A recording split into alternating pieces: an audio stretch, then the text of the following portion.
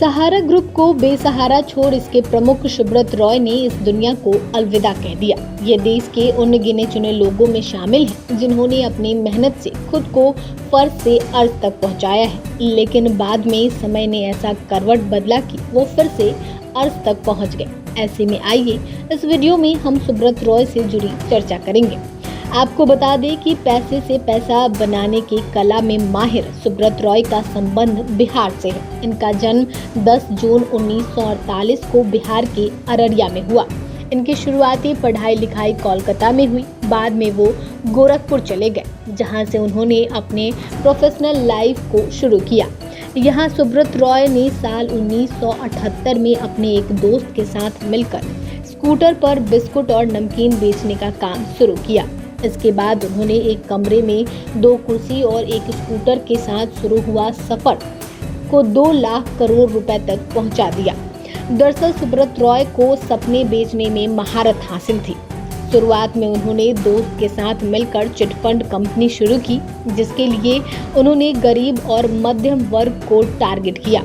उस वक्त मात्र 100 रुपये कमाने वाले लोग भी उनके पास 20 रुपये जमा कराने आते थे, जिसके बाद देश की गलियों गलियों तक उनकी ये स्कीम मशहूर हो गई। लाखों की संख्या में लोग सहारा के साथ जुड़ते चले गए, जिसका परिणाम यह हुआ कि 1976 में संघर्षरत चिटफंड कंपनी सहारा फाइनेंस 1978 तक सहारा इंडिया परिवार में बदल गया, जो आगे चलकर भारत की सबसे बड़ी समूहों की कंपनियों में से एक बन गई।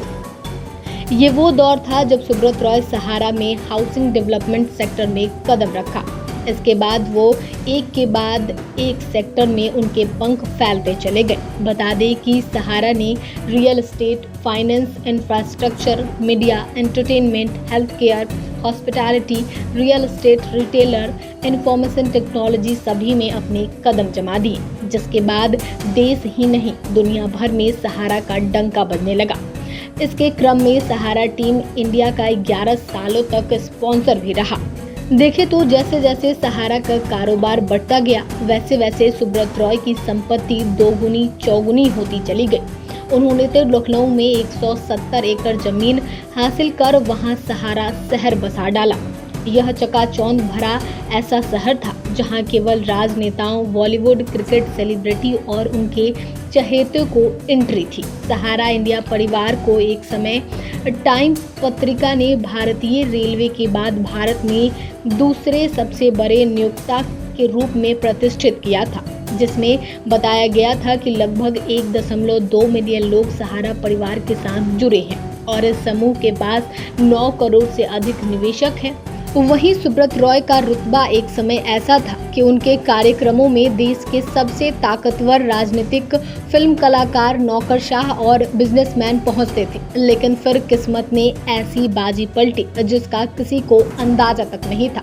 दरअसल वो साल 2009 का था जब सहारा ने आईपीओ लाने की योजना बनाई थी। सहारा ने जब सेबी से आईपीओ के लिए आवेदन दिया तो सेबी ने उससे DRHP यानी कंपनी का पूरा बायोडाटा मांग लिया। हालांकि सहारा ने डेटा दिया, लेकिन सेबी ने सहारा के दस्तावेजों में गड़बड़ी पाई। सहारा पर आरोप लगे कि उनसे अपने निवेशकों का गलत पैसा इस्तेमाल किया है। सेबी के अनुसार सहारा ने अपनी दोनों कंपनियों के 3 करोड़ निवेशकों से 24,000 करोड़ रुपए जुटाए, जबकि इनकी कंपनियां शेयर बाजार में लिस्टेड नहीं थी।